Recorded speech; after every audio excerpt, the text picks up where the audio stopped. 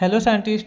तो देखिए आज हम क्लास +1 का चैप्टर नंबर 12 स्टार्ट करेंगे। ठीक है, चैप्टर नंबर 12 है अपना लिमिट्स एंड डेरिवेटिव। तो इस चैप्टर का कंप्लीट इंट्रोडक्शन करेंगे एक ही वीडियो के अंदर, उसके बाद हम चैप्टर जो 12 है वो स्टार्ट करेंगे। तो साइंटिस्ट चैप्टर नंबर 12 है, इसका नाम है लिमिट्स एंड डेरिवेटिव। तो इसके इंट्रोडक्शन के अंदर देखेंगे साइंटिस्ट की लिमिट क्या होती है और डेरिवेटिव्स क्या होता है। ठीक है, इसका बिल्कुल जीरो से लेके बेसिक से लेके बिल्कुल इसका अच्छे से क्लियर करेंगे। इसके अंदर हर एक डाउट्स और हर एक इसकी डेफिनेशंस क्या होती है लिमिट्स और क्या होती है डेरिवेटिव्स। तो साइंटिस्ट सबसे पहले देखिए, सबसे पहले हम करेंगे लिमिट का केस। ठीक है, उस लिमिट का केस कंप्लीट करेंगे, उसके बाद में डेरिवेटिव का केस बताऊंगा आपको कि डेरिवेटिव क्या होती है। सबसे पहले देखिए लिमिट्स। साइंटिस्ट जो लिमिट की डेफिनेशन है इसके अंदर वर्ड के अंदर ही छुपी हुई है। आपको पता है लिमिट जो आप सोच रहे हो वही है। ठीक है, लिमिट का मतलब होता है सीमित सीमा। जैसे कि अपने पास कोई भी एक्स है, एक्स की फॉर्म में कोई भी फंक्शन दिया हो मिलेगा, उसकी लिमिट। जैसे कि साइंटिस्ट थोड़ा सा इसके अंदर एक बार इसकी डेफिनेशन लिख देता हूँ मैं। लिमिट्स में बी डिफाइंड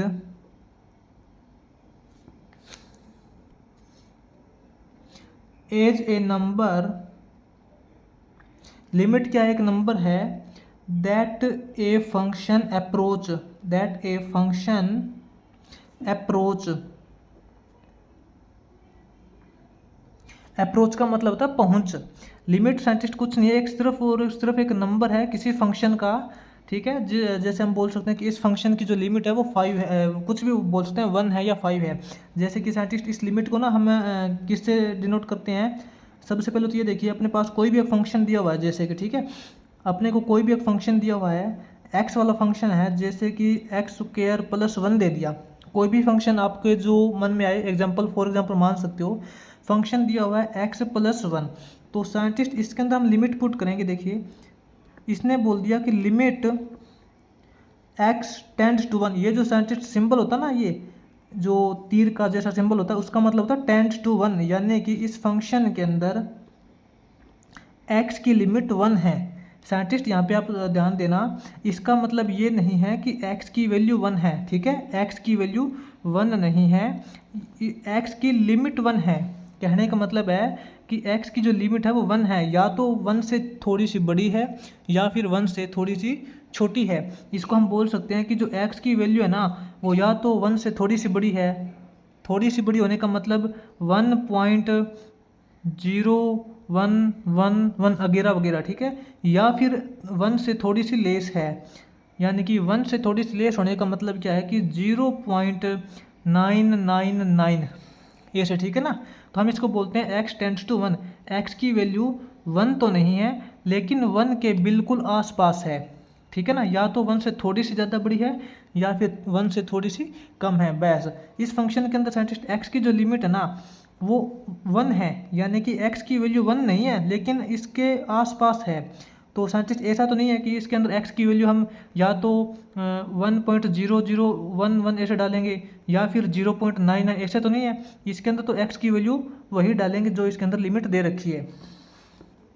जैसे कि साइंटिस्ट अपने पास जब लिमिट x टेंड्स टू 1 दे रखी है तो फंक्शन के अंदर देखिए x की जगह 1 पुट कीजिए। x की जगह 1 पुट करेंगे तो 1 का स्क्वायर 1, 1 + 1 हो जाएगा 2। ठीक है, ऐसे साइंटिस्ट किसी फंक्शन के अंदर लिमिट पुट करते हैं। लिमिट का मतलब जो आप सोच रहे हो सीमा। ठीक है ना, किसी भी फंक्शंस की सीमा क्या है, बस वही लिमिट है इसके अंदर। और साइंटिस्ट इसके अंदर क्या है कि किसी भी फंक्शंस की जो लिमिट निकालने के वैसे तो डिफरेंट डिफरेंट फॉर्मूले होते हैं। जैसे जैसे हम एक्सरसाइज करेंगे 12.1 करेंगे 12.2 करेंगे, उसके अकॉर्डिंग एक्सरसाइज के अकॉर्डिंग अपने आगे डिफरेंट डिफरेंट फॉर्मूले आते जाएंगे। ठीक है, सबसे पहले थोड़ा सा इसको इंट्रोडक्शन अच्छे से क्लियर कर लेते हैं। साइंटिस्ट अपने पास जैसे कि दो फंक्शंस दिए हुए हैं, एक तो अपना कोई फंक्शन है f(x) और g(x) दे रखा है। लेट मान लेते हैं अपने पास फॉर एनी टू फंक्शन, अपने पास कोई भी दो फंक्शन है, जैसे कि एक तो अपने पास f(x) है एंड सेकंड फंक्शन है g(x). इसका मतलब कुछ नहीं है साइंटिस्ट, फंक्शन f(x) का मतलब है कि x वाला कोई एक फंक्शन है और दूसरा वाला फंक्शन वो भी x वाला ही है। जैसे कि फॉर एग्जांपल मान लेते हैं कि अपना जो f(x) वाला फंक्शन है ना, वो अपने पास है, यहाँ पे बोल दिया कि x + 1 है और अपना जो जी एक्स है सेकंड फंक्शन है वो हमने बोल दिया कि फॉर एग्जांपल 2x+1 बोल दिया, कोई बात नहीं, ठीक है। दो अलग अलग फंक्शन है, बस इनके नाम है, ये वाला फंक्शन इसका नाम f(x) है और इसका नाम g(x) है, ठीक है ना, दोनों के नाम है ये f(x) और g(x), और कुछ नहीं है। तो साइंटिस्ट इसके अंदर क्या होता है कि अगर हम क्या करें कि फंक्शन f(x) + g(x) दोनों फंक्शन को ऐड कर दें और ऐड करने के बाद अगर हम उसकी लिमिट पुट करें, लिमिट x टेंड्स टू कुछ भी ए पुट कर सकते हैं, ए की वैल्यू यहाँ पे 1 2 3 4 कुछ भी हो सकती है, ठीक है ना, कांस्टेंट वैल्यू। या तो हम दोनों फंक्शन को पहले ऐड कर दें फिर उसकी लिमिट पुट करें, तो साइंटिस्ट कोई फ़र्क नहीं पड़ेगा, वो इक्वल हो जाएगा क्या, limit x tends to a function f(x) plus limit x tends to a function g(x). ठीक, अब बात समझ में आ गई आपको।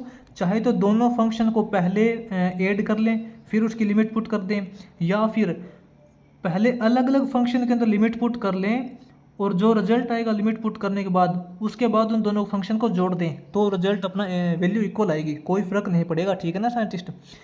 इसी प्रकार साइंटिस्ट इसके अंदर है, अगर अपने पास limit x tends to a है, फंक्शन अपना f(x) है, sorry f(x) minus function g(x), ठीक है ना। इसका मतलब ये है पहले फंक्शन f(x) माइनस g(x), पहले दोनों फंक्शन को एक दूसरे के अंदर घटा लें फिर उसका लिमिट पुट करें, ठीक है। या फिर हम साइंटिस्ट अलग अलग फंक्शन की पहले लिमिट पुट कर लें, लिमिट f(x), ठीक है, और उन दोनों को बाद में घटा लें, तो बिल्कुल सेम रिजल्ट आएगा साइंटिस्ट, ठीक है ना, कोई फ़र्क नहीं पड़ेगा।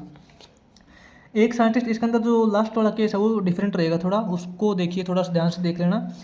और उससे पहले साइंटिस्ट एक केस और करते हैं, लिमिट अपनी है x tends to a, x tends to a limit दे रखी है और अपने पास कोई भी दो फंक्शन दे रखे हैं f(x) इंटू g(x), इंटू का मतलब था मल्टीप्लाई।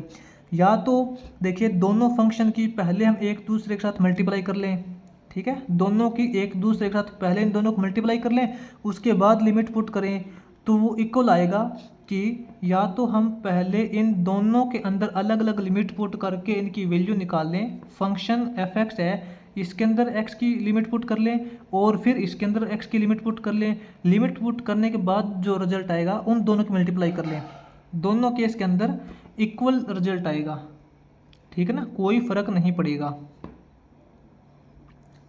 अब साइंटिस्ट ये जो लास्ट वाला केस है ना ये थोड़ा अलग आएगा, इसके अंदर देखिए आप, limit x tends to a function f(x) upon g(x), या तो साइंटिस्ट f(x) और g(x) अपने को जो फंक्शन दे रखे हैं f(x) और g(x), या तो इन दोनों फंक्शन को पहले हम डिवाइड कर लें, डिवाइड करने के बाद हम लिमिट पुट कर दें, तो इक्वल हो जाएगा किसके, limit x tends to a f(x), ठीक है, upon limit x tends to a g(x), दोनों फंक्शन के अंदर पहले लिमिट पुट कर दें और बाद में उन दोनों को डिवाइड कर दें। लेकिन साइंटिस्ट यहाँ पे मैंने आपको बताया था कि थोड़ा सा केस डिफरेंट है। डिफरेंट केस ये है कि अपना जो नीचे वाला फंक्शन है ना g(x) फंक्शन है, इसको देखना, limit x tends to a put करेंगे फंक्शन g(x) के अंदर, वो नॉट इक्वल टू 0 होना चाहिए साइंटिस्ट, ठीक है ना। नीचे वाले फंक्शन के अंदर लिमिट पुट करने के बाद वैल्यू कभी भी 0 नहीं आनी चाहिए। ये साइंटिस्ट बिल्कुल इजी है, थोड़ा सा आपको थोड़ा सा सोचने की ज़रूरत है, ज़्यादा कन्फ्यूजन टाइप का नहीं है। साइंटिस्ट क्या है कि नीचे वाला फंक्शन है ना, बट्टे वाला फंक्शन जिसको बोलते हैं नंबरेटर अपॉन डिनोमिनेटर, यानी कि रेशनल फंक्शन है ना, उसके अंदर क्या है कि जो नीचे जो डिनोमिनेटर के अंदर यानी कि बट्टे के अंदर फंक्शन दिया होता है x की फॉर्म में, यानी कि x वाला फंक्शन, उसके अंदर लिमिट पुट करने के बाद कभी भी वैल्यू 0 नहीं आनी चाहिए। देखिए साइंटिस्ट, जैसे कि आपको मैं थोड़ा सा एग्जांपल के अंदर बताता हूँ समझा के। फॉर एग्जांपल मान लीजिए, फॉर एग्जांपल आपको साइंटिस्ट कोई फंक्शन दिया हुआ है, जैसे कि x² + 1 बटे में यहाँ पे आपको फंक्शन दे दिया x - 1, ठीक है, और मैंने यहाँ पे साइंटिस्ट आपको बोल दिया कि limit x tends to 2, x की लिमिट 2 है, यानी कि इसके अंदर x की वैल्यू तो हम 2 पुट करेंगे, लेकिन आपको थोड़ा सा समझना है कि x की वैल्यू है वो 2 नहीं है। x की वैल्यू या तो थोड़ी सी 2 से बड़ी है या फिर थोड़ी सी 2 से ज़्यादा है। जैसे कि या तो इसकी वैल्यू 2.11 ऐसा कुछ हो सकती है, या फिर 2 से थोड़ी सी छोटी जैसे कि 1.99 ऐसे कुछ हो सकती है, ठीक है ना। उसको छोड़िए आप। इसके अंदर x की वैल्यू साइंटिस्ट जब हम 2 पुट करेंगे तो यहाँ पे क्या रिजल्ट आएगा, ये देखिए आप। x की वैल्यू जब 2 पुट करेंगे, 2 का स्क्वायर करेंगे 4, 4 + 1 करेंगे 5 अपॉन x की वैल्यू 2 पुट करेंगे, 2 - 1 करेंगे 1। ये देखिए साइंटिस्ट अपॉन में यहाँ पे 1 आया है, ये तो ठीक है, ठीक है, कोई प्रॉब्लम नहीं है, ऐसे हम लिमिट की वैल्यू पुट कर सकते हैं। लेकिन साइंटिस्ट अगर अपने को यही फंक्शन दिया है और इसकी लिमिट चेंज कर दें, जैसे कि साइंटिस्ट एग्जांपल के लिए मान लिए कि x² + 1 अपॉन x - 1 दे रखा है। इसके अंदर हमने बोल दिया कि लिमिट x टेंड्स टू 1 हो जाएगी, x की लिमिट 1 है। तो साइंटिस्ट इसके अंदर जब हम x की वैल्यू 1 पुट करेंगे, x की वैल्यू 1 पुट करेंगे तो क्या होगा, 1 का स्क्वायर 1, 1 + 1 करेंगे 2, 2 अपॉन x की जगह 1 पुट करेंगे, 1 - 1 0। ये देखिए यहाँ पे अपोन में 0 आ गया, यानी कि इसके बटे के अंदर 0 आ गया। तो मैंने आपको यही बताया था कि अपोन के अंदर लिमिट को सोल्व करते हैं तो अपोन के अंदर यानी कि बटे में कभी भी 0 नहीं आना चाहिए। तो इसकी ये जो फंक्शन है इसकी लिमिट ऐसे नहीं सोल्व होगी। इसकी लिमिट को सोल्व करने के लिए अपने पास अलग अलग मेथड होते हैं, ठीक है, वो मैं आपको तरीके बताऊंगा कि अगर अपने पास किसी फंक्शन को सोल्व करने के बाद अगर अपोन में 0 आता हो, ऊपर 0 आ सकता है कोई प्रॉब्लम नहीं है, ऊपर अपने पास 0 आ सकता है कोई प्रॉब्लम नहीं है, लेकिन अपने को साइंटिस्ट ऊपर से कुछ नहीं लेना, अपने को डिनोमिनेटर के अंदर देखना है कि कहीं डिनोमिनेटर के अंदर 0 ना आता हो, ठीक है। जैसे कि साइंटिस्ट मैं आपको थोड़ा सा एक और एग्जांपल देके बताता हूँ। जैसे कि मान लिया कि अपने पास फंक्शन है x - 1 अपॉन x² + 1 है, यही फंक्शन है सेम, बस इसका उल्टा कर दिया और इसने दे रखी है limit x tends to 1 for example, ठीक है। x की वैल्यू 1 पुट करेंगे, x की वैल्यू 1 पुट करेंगे, 1 - 1 = 0 अपॉन 1 + 1 2, 0/2 तो आपको पता है 0, ऊपर तो 0 आ सकता है कोई दिक्कत नहीं है, ठीक है। तो इसकी वैल्यू तो 0 हो जाएगी, ठीक है। बस मैंने आपको यही बताया है, ऊपर तो फंक्शन के अंदर 0 आ सकता है लेकिन अपोन में कभी भी 0 नहीं आना चाहिए। साइंटिस्ट ये आप बात ध्यान रख लेना, अगर कभी भी फंक्शंस की लिमिट सोल्व करने के बाद अपोन में अपने पास 0 रिजल्ट आता हो तो उस फंक्शंस को हम सोल्व करने के लिए अलग अलग अपने पास जो मेथड होते हैं उनका यूज़ करते हैं, ठीक है। हम यहाँ पे डायरेक्ट लिमिट पुट नहीं कर सकते, ये तो हमने यहाँ पे डायरेक्ट वैल्यू पुट कर दी, कोई दिक्कत नहीं है, ठीक है। अगर अपने को यहाँ पे डायरेक्ट वैल्यू पुट करने के बाद अपोन में 0 आता हो तो ऐसा नहीं करना, अपने को कौन से साइंटिस्ट वो अलग तरीके हैं उनका यूज़ करना है वो देखिए। नेक्स्ट पेज पे देखिए साइंटिस्ट, अब देखिए साइंटिस्ट अपने पास कौन से वो अलग अलग मेथड है जिनका यूज़ करते हैं हम जब अपने पास अपोन में 0 आता हो। तो साइंटिस्ट देखिए उससे पहले थोड़ा सा एक और एग्जांपल देखिए। अपने को एक किसने दे रखा है क्वेश्चन, x² - 1 अपॉन x - 1, ठीक है, और इसने बोला है कि इसकी जो लिमिट है वो x टेंड्स टू 1 है, ठीक है। अगर हम साइंटिस्ट यहाँ पे x की वैल्यू 1 पुट करेंगे तो अपोन में देखिए ऊपर से अपने को कोई लेना देना नहीं है, ऊपर 0 आए चाहे कुछ भी वैल्यू आए, अपोन में देखिए इसके नीचे जब हम x की वैल्यू 1 पुट करेंगे तो 1 - 1 आएगा 0, और अपने को क्या पता है कि अपोन में 0 नहीं आना चाहिए, ठीक है। तो इसको हम क्या करेंगे, डायरेक्ट तो x की वैल्यू 1 पुट नहीं करेंगे, डायरेक्ट x की वैल्यू 1 पुट करेंगे तो 0 आएगा, आपको पता है, ठीक है।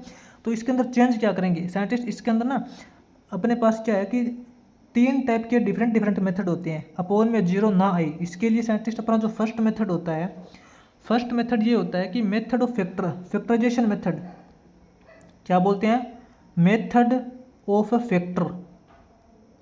फैक्टर मेथड क्या है कि इसको सबसे पहले फैक्टर बना के सोल्व कीजिए, ठीक है। फैक्टर बना के मैं भी वो भी बताऊंगा फैक्टर कैसे बनाते हैं, ठीक है। और उससे पहले सेकंड मेथड देख लीजिए। सेकंड मेथड अपना है method of substitution, method of substitution, ठीक है। ये क्या होता है वो भी बताऊंगा। थर्ड मेथड देखिए, थर्ड मेथड अपना होता है मेथड ऑफ रेशनलाइजेशन,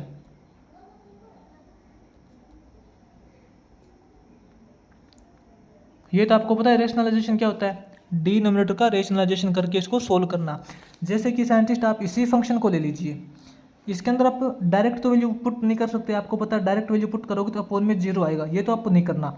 अब फर्स्ट मेथड देखिए scientist, method of factor, scientist इसके फैक्टर बनाने हैं अपने को। देखिए लिमिट x टेंड्स टू 1 दे रखा है, ये क्या है एक्स स्क्वायर माइनस 1 दे रखा है, इसको क्या लिखेंगे एक्स स्क्वायर माइनस 1 दे रखा है, 1 को हम लिख देंगे 1 का स्क्वायर, कोई प्रॉब्लम नहीं है, ठीक है।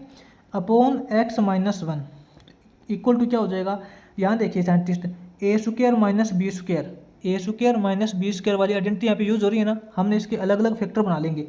तो इसके अंदर फैक्टर क्या बन जाएंगे, आपको पता है जब ए स्क्वायर माइनस बी स्क्वायर होता है तो एक तो माइनस का होता है और एक प्लस का होता है, यानी कि a minus b into a plus b, आपको पता नहीं फॉर्मूला, ठीक है। अपोन में x माइनस 1, ठीक है। तो साइंटिस्ट ये देखिए ऊपर वाली की हमने फैक्टर बना लिए, तो ऐसे फैक्टर बनाने हैं जिससे जो नीचे वाला केस है वो कैंसिल हो जाए। ये देखिए ऊपर अपने दो फैक्टर बने थे x minus 1 into x plus 1, ठीक है। तो x माइनस 1 से नीचे वाला x माइनस 1 कैंसिल हो जाएगा, ठीक है ना। अपने पास क्या रिजल्ट बचेगा x प्लस 1, अब अपने पास ओनली वैल्यू बचेगी x प्लस 1। अब साइंटिस्ट इस x प्लस 1 के अंदर हम डायरेक्ट वैल्यू पुट कर सकते हैं x की 1। लिमिट अपने पास क्या रिजल्ट आएगा, लिमिट x टेंड्स टू 1 है, अपने पास इस फंक्शन को सोल्व करने के बाद ये रिजल्ट बचा है x प्लस 1, ठीक है। तो x की जगह साइंटिस्ट डायरेक्ट वैल्यू पुट कर सकते हैं अब, क्योंकि यहाँ पे अपोन वाला केस नहीं है, अपोन वाला केस यहाँ पे खत्म हो चुका है, अपोन में 0 नहीं आ सकता। x की डायरेक्ट वैल्यू 1 पुट करते हैं, 1 प्लस 1 करेंगे 2, तो इसका उत्तर आ जाएगा 2, ठीक है।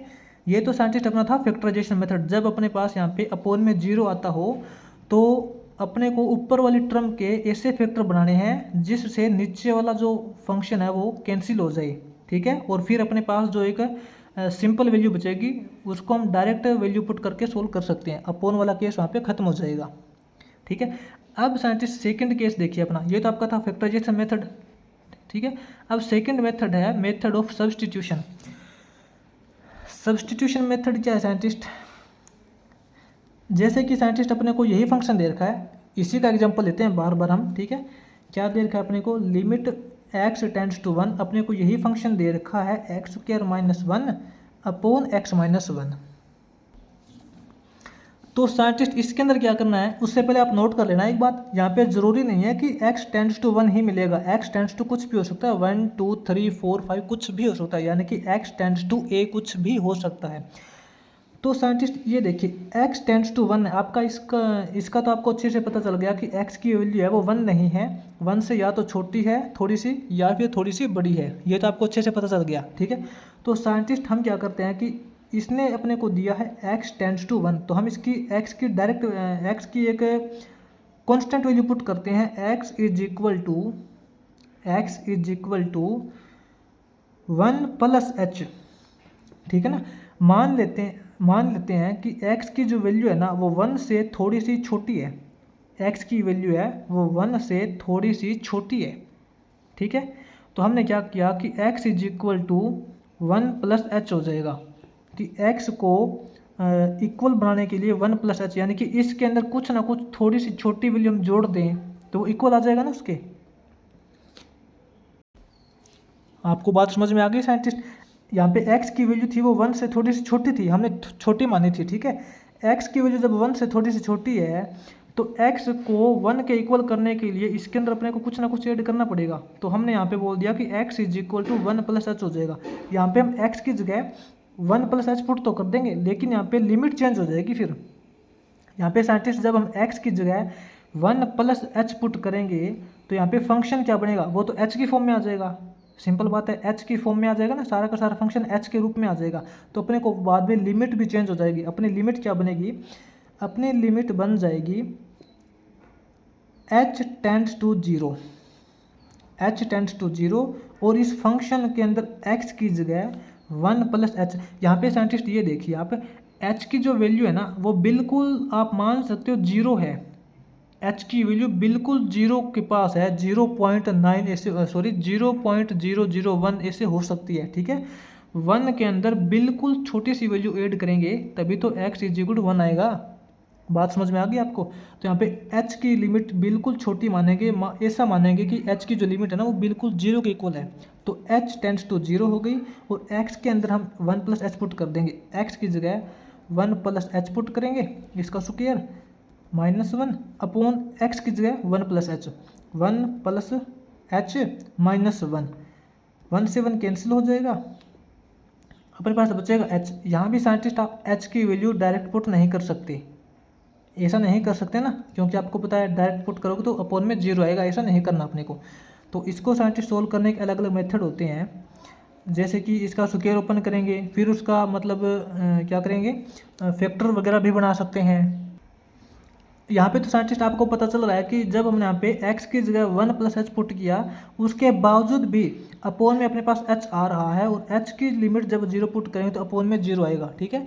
लेकिन बहुत सारे फंक्शन ऐसे होंगे कि इसका सब्सटीट्यूशन मेथड x की जगह 1 प्लस एच पुट करने के बाद अपोन में 0 नहीं आएगा, ऐसा नहीं आएगा, ठीक है ना। ऐसे मतलब कई से बहुत कम चांस है कि ऐसे फंक्शन दोबारा से क्रिएट हो जाएं। ये तो एक तो क्या है कि हमने यहाँ पे फंक्शन ऐसा ले लिया x² - 1 अपॉन x - 1, हमने ये फंक्शन अपनी खुद की मर्जी से लिया है, ठीक है, तभी ऐसा हो रहा है। आपको ऐसा कहीं भी दिया हुआ नहीं मिलेगा फंक्शन, अगर दिया हुआ मिल भी जाए तो आप इसको दोबारा से फैक्टराइजेशन मेथड से सोल्व कर सकते हो, कोई प्रॉब्लम नहीं आएगी आपको, ठीक है। आपको बात समझ में आ गई ना। आपको समझ में आना चाहिए कि लिमिट के अंदर x की जगह कैसे हम वैल्यू पुट करते हैं 1 प्लस एच, और बाद में जो h की लिमिट है वो 0 बन जाती है। उसके बाद साइंटिस्ट थर्ड मेथड आपको अच्छे से पता है, बताने की जरूरत भी नहीं है, मेथड ऑफ रेशनलाइजेशन। रेशनलाइजेशन का मतलब होता है रेशनलाइज करना, यानी कि डिनोमिनेटर का रेशनलाइज करना। जैसे कि साइंटिस्ट हम इसको मान सकते हैं कि यही फंक्शन मान लीजिए, सेम फंक्शन मान लीजिए, लिमिट x टेंड्स टू 1 है, फंक्शन अपना है x² - 1 अपॉन x - 1, ठीक है। साइंटिस्ट इसके अंदर क्या करते हैं, रेशनलाइजेशन ऑफ डिनोमिनेटर का रेशनलाइजेशन करते हैं, यानी कि x - 1 है ना, तो यहाँ पे x + 1 से मल्टीप्लाई, x + 1 से डिवाइड। बात समझ में आ गई। तो अब क्या बनेगा साइंटिस्ट, ऊपर तो देखिए अपने पास बनेगा x² - 1 इंटू x + 1 हो जाएगा। नीचे देखिए, नीचे अब अपने पास बनेगा x - 1 इंटू x + 1, एक माइनस का है एक प्लस का है, यानी कि x² - 1, ठीक है, ऐसा कुछ बनेगा। और ऐसा कुछ बनेगा तो साइंटिस्ट अपने पास ये जो देखिए यहाँ क्या दे रखा था, x² - 1 दे रखा था ना, नीचे भी अपने पास x² - 1 बन गया, तो इससे ये कैंसिल हो जाएगा ना, अपने पास क्या बचेगा x + 1। रेशनलाइजेशन करने के बाद अपने पास साइंटिस्ट ये रिजल्ट आएगा ना, इससे ये कैंसिल हो जाएगा अपने पास, तो अपने पास x + 1 बचेगा। अब अपने पास ओनली सिंपल फंक्शन बच गया, अपोन वाला केस अपने पास यहाँ से खत्म हो गया, अपने पास बचेगा x + 1, और x की यहाँ पे डायरेक्ट वैल्यू पुट कर सकते हैं 1, 1 + 1 करेंगे इक्वल टू 2, कोई प्रॉब्लम नहीं आएगी, ठीक है। ये तो साइंटिस्ट था अपने पास लिमिट का केस, ठीक है ना, ऐसे हम कर सकते हैं। अब साइंटिस्ट अपना मेन मकसद क्या है कि अपोन में कभी भी 0 नहीं आना चाहिए। अगर अपने पास अपोन में 0 आता है तो उस टाइम अपने को फंक्शन को चेंज करना पड़ता है, ठीक है ना, बस यही है। अब साइंटिस्ट वैसे तो क्या है कि जैसे जैसे हम एक्सरसाइज आगे करेंगे, 12.1 करेंगे, 12.2 करेंगे, तो उसके अकॉर्डिंग अपने को अच्छे से क्लियर होता जाएगा सारा डाउट, ठीक है। अब बात आती है डेरिवेटिव्स क्या होती है, ठीक है ना। अब साइंटिस्ट केस करेंगे डेरिवेटिव क्या होती है। इस डेरिवेटिव को साइंटिस्ट ध्यान से समझ लेना, क्योंकि अपना जो क्लास +2 है, आगे +2 क्लास के अंदर भी डेरिवेटिव का फुल चैप्टर दे रखा है, ठीक है। यहाँ तो बिल्कुल छोटा सा है, इसी के अंदर दे रखा है थोड़ा सा पार्ट, लेकिन +2 के अंदर डेरिवेटिव का एक अलग से चैप्टर दे रखा है, फुल चैप्टर। तो देखिए साइंटिस्ट डेरिवेटिव क्या होता है।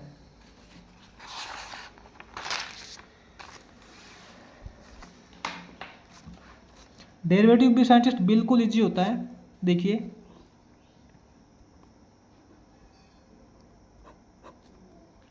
डेरिवेटिव का अगर डेफिनेशन करें तो वो होता है rate of change of a function, rate of change. देखिए साइंटिस्ट यहाँ पे आपको डेरिवेटिव की बिल्कुल एक तो डेफिनेशन बताऊंगा इजी सी, और एक बाद में आपको छोटा सा एक एग्जांपल बताऊंगा, ठीक है, उसके अलावा कुछ नहीं बताऊंगा। आगे जैसे जैसे एक्सरसाइज करेंगे तो आपको पता चल जाएगा। डेरिवेटिव का मतलब होता है डेरिवेशन, डेरिवेशन का मतलब कितना चेंज होता है, rate of change of a function with other function. Scientist ठीक है ना, डेरिवेटिव होता है अपना rate of change of a function, किसी फंक्शन का चेंजिंग रेट कितना है, विद अदर फंक्शन, जब कोई दूसरा फंक्शन चेंज होता है तो पहला फंक्शन कितना चेंज होता है, यानी कि उसके चेंज का रेट क्या है, चेंज उसके अंदर जो चेंजिंग आ रहा है वो किस रेट से आ रहा है, कितनी उसकी दर है, ठीक है ना। जैसे कि साइंटिस्ट आप एग्जांपल देखिए, इसके अंदर बिल्कुल इजी सा एग्जांपल है, आपको अच्छे से पता है कि ये एक्स एक्सिस होती है आपकी और ये आपकी यहाँ पे वाई एक्सिस होती है, ठीक है। यहाँ पे साइंटिस्ट मान लेते हैं अपने पॉइंट है 1, ये पॉइंट 2, 3, 4, ये पॉइंट 1, 2, 3, ठीक है। तो साइंटिस्ट ये आपकी एक स्ट्रेट लाइन है, बिल्कुल स्ट्रेट लाइन है। एक पॉइंट है यहाँ पे पी पॉइंट, यहाँ पे साइंटिस्ट एक पी पॉइंट है और एक पॉइंट आपका यहाँ है क्यू पॉइंट, ये आपका पी पॉइंट है और ये आपका यहाँ पे क्यू पॉइंट है, ठीक है। पी पॉइंट के कोऑर्डिनेट क्या है, पी पॉइंट के कोऑर्डिनेट है एक्स के अंदर 1, वाई के अंदर भी एक्स के अंदर 2, वाई के अंदर भी 2 है। तो आप इसके अंदर ऐसे मत करना, मान लेते हैं कि एक्स के अंदर 2 है और वाई के अंदर भी 2 है, कोई प्रॉब्लम नहीं आएगी, ऐसे भी मान सकते हो। एक अपना थोड़ी देर बाद कोई आप ये जो पी पॉइंट है ना, यहाँ पे आप मान सकते हो कि ये एक अपना पर्सन है, कैंडिडेट है, अपना कैंडिडेट है जो कि यहाँ पे खड़ा है। अब थोड़ी देर बाद वो यहाँ से चलते चलते चलते चलते क्यू पॉइंट पे पहुँच गया। क्यू पॉइंट के कोऑर्डिनेट क्या है, साइंटिस्ट हम ऐसा मान सकते हैं कि जो क्यू पॉइंट के कोऑर्डिनेट है ना, वो एक्स के अंदर तो आपको देखिए दिखाई दे रहा है 4 है, ठीक है, एक्स के अंदर तो 4 है, लेकिन वाई के अंदर आप थोड़ा सा ज़्यादा मान लीजिए कि हमसे थोड़ा सा डायग्राम अच्छे से नहीं बना, आपको एग्जांपल के लिए बता रहा हूँ मैं, ठीक है। मान लेते हैं कि वो थोड़ी देर बाद वाई के अंदर यहाँ पे 4, 5, 6 एग्जांपल के लिए मान लिए कि वाई के अंदर वो 6 पॉइंट पे पहुँच गया, ठीक है, वाई के अंदर वो 6 पॉइंट के ऊपर पहुँच गया। बात समझ में आ गई। एक कैंडिडेट है यानी कि एक आदमी है, पहले पी पॉइंट पे था यानी कि एक्स के अंदर 2 पे था और वाई में भी 2 पे था, लेकिन थोड़ी देर बाद चलते चलते चलते चलते क्यू पॉइंट के ऊपर पहुंच गया, यानी कि एक्स के अंदर तो वो 4 पॉइंट पे पहुंच गया, लेकिन वाई के अंदर 6 पॉइंट पे पहुंच गया। अब देखिए साइंटिस्ट डेरिवेशन, इस आदमी ने कितना डेरिवेशन किया है, यानी कि कितना चेंज किया है अपने आप को कितना चेंज किया है, यानी कि वो y के अंदर कितना गया है विद रिस्पेक्ट टू x, ठीक है ना। यहाँ पे देखिए x के अंदर तो देखिए 2 से लेके 4 तक गया है, लेकिन y के अंदर 2 से लेके 6 तक गया है, यानी कि उसने अपने आप को कितना चेंज किया है। तो देखिए साइंटिस्ट डेरिवेटिव होती है, जैसे हमने देखिए इससे पहले जो हमने किया था ना, चैप्टर किया था स्ट्रेट लाइन का, उसके अंदर हमने स्लोप निकाली थी, पॉइंट Q और P से स्लोप निकाली थी। वो साइंटिस्ट वही जो स्लोप है ना, वही डेरिवेटिव है। देखिए डेरिवेटिव कैसे निकालते हैं आपको मैं बता देता हूँ। डेरिवेटिव होती है रेट ऑफ चेंज, मैंने बताया था ना, rate of change of a function with other function, किसी एक फंक्शन का रेट ऑफ चेंज क्या है विद अदर फंक्शन, दूसरे फंक्शन के साथ। जैसे कि scientist y2 minus y1 upon x2 minus x1 कि कोई आदमी चेंज कितना हो गया y2, बाद में y2 p से लेके q तक चला गया, तो इसका y कितना था, y इसका 6 हो गया, 6 हो गया, माइनस y1, पहले y कितना था, पहले y के अंदर 2 था, upon x2 minus x1, x2 बाद में x2 कितना हो गया 4, माइनस पहले x1 कितना था 2, 6 माइनस 2 करेंगे 4 अपॉन 4 माइनस 2 करेंगे 2, 4 अपॉन 2 का मतलब ये है 2। तो साइंटिस्ट यहाँ पे आप अच्छे से समझ लेना, डेरिवेटिव इसका 2 है, इस आदमी का डेरिवेटिव 2 है, कहने का मतलब विद रिस्पेक्ट टू x, जब ये x के अंदर एक यूनिट चेंज करता है ना, 2/1, 4/2 इज इक्वल टू 2/1, यानी कि ये आदमी x एक्सिस के डायरेक्शन के अंदर जब एक यूनिट चेंज करता है तो y के अंदर वो 2 यूनिट चेंज करता है, इस प्रकार चल रहा है वो, ठीक है ना। यानी कि वो ऐसे नहीं चल रहा, वो थोड़ा सा मतलब y एक्सिस की तरफ ज़्यादा चल रहा है ना, y एक्सिस की तरफ ज़्यादा चल रहा है, ऐसे चल रहा है, ऊंचाई के अंदर ज़्यादा चल रहा है। जैसे कि x के अंदर उसका 1 यूनिट चेंज होता है ना, तो y के अंदर उसका 2 यूनिट चेंज होता है, ठीक है ना। ये होता है साइंटिस्ट किसी एक फंक्शन का दूसरे फंक्शन के साथ में रेट ऑफ चेंज कितना है, जब वो दूसरा फंक्शन 1 यूनिट चेंज होता है तो पहला फंक्शन कितना चेंज होता है, बस ये होता है साइंटिस्ट इसका डेरिवेटिव। अब साइंटिस्ट आपको देखिए इसके अंदर जैसे हम एक्सरसाइज करेंगे तो उसके अकॉर्डिंग आपको पता चलता जाएगा। वैसे भी थोड़ा सा आपको एक एग्जांपल बता देता हूँ मैं कि आपको कोई भी एक फंक्शन दिया हुआ मिलेगा, जैसे कि हमने मान लिया कि अपना फंक्शन है एक्स स्क्वायर, ठीक है, एक्स वाला कोई भी फंक्शन दे रखा है, वाई इज इक्वल टू, क्या दे रखा है, y is equal to x square, ये आपको फंक्शन दिया हुआ मिलेगा, ठीक है। आपको ये भी पता है कि एफ एक्स का मतलब ही वाई होता है ना, एक्स वाला फंक्शन जिसको वाई बोलते हैं, y is equal to f x, और डेरिवेटिव निकालना है इसका, तो डेरिवेटिव का सिंबल होता है scientist d y upon d x. D y upon d x का मतलब यही है, आप कंफ्यूज मत होना। डी का मतलब derivative in y, derivative in y यानी कि वाई के अंदर कितना चेंज हुआ, y two minus y one, upon derivative in x, x के अंदर कितना चेंज हुआ, x two minus x one, यानी कि साइंटिस्ट जब एक्स के अंदर एक यूनिट चेंज होता है तो वाई के अंदर कितना यूनिट चेंज होगा, इसको बोलते हैं डेरिवेटिव, और इसको लिखने का तरीका होता है d y upon d x. यही सेम केस है, d y upon d x. इसने फंक्शन दे रखा है एक्स स्क्वायर, इसने अपने को डायरेक्ट फंक्शन दे रखा है एक्स स्क्वायर। अगर साइंटिस्ट ये एक्स एक यूनिट चेंज होगा तो वाई कितना चेंज होगा, बताइए मेरे को। इसके लिए आप सिंपल एक बात है, सॉरी एक मतलब उसको जुबान पे रट लीजिए, पावर आगे एक पावर कम, पावर आगे एक पावर कम। जैसे साइंटिस्ट यहाँ पे x की कितने पावर दे रखी है, 2 पावर दे रखी है, तो पावर आगे 2 पावर है ना, तो इसकी 2 पावर आगे ले आएंगे, ठीक है, और पावर कम इसकी 1 पावर कम कर देंगे। x की यहाँ पे 2 पावर थी तो यहाँ पे x की 1 पावर कम करेंगे, तो 2 में से 1 कम करेंगे तो 1, यहाँ पे x की 1 पावर बचेगी, ठीक है, पावर आगे आ गई और x की 1 पावर कम हो गई, ठीक है। तो इसका साइंटिस्ट जो डेरिवेटिव होगा ना, डेरिवेटिव होगा वो 2x हो जाएगा, यानी कि जब अपने पास यहाँ पे x की 1 वैल्यू चेंज होगी वहाँ पे y की 2 वैल्यू चेंज होगी, ठीक है। इसी प्रकार साइंटिस्ट अपने को देखिए, जब अपने को कोई फंक्शन दिया हुआ मिलेगा x की पावर 3, तो scientist d y upon d x, मैंने आपको अभी बताया था, आप जुबान पे रट लीजिए, पावर आगे एक पावर कम, इसके अंदर पावर आगे ले आइए, x की 3 पावर दे रखी है तो 3 को आगे ले आइए, ठीक है, इनटू x की 3 पावर दे रखी है तो 1 पावर कम कीजिए, x की 3 पावर है तो 3 में से 1 कम करेंगे तो 2, तो यहाँ पे x की 2 पावर बचेगी, ठीक है।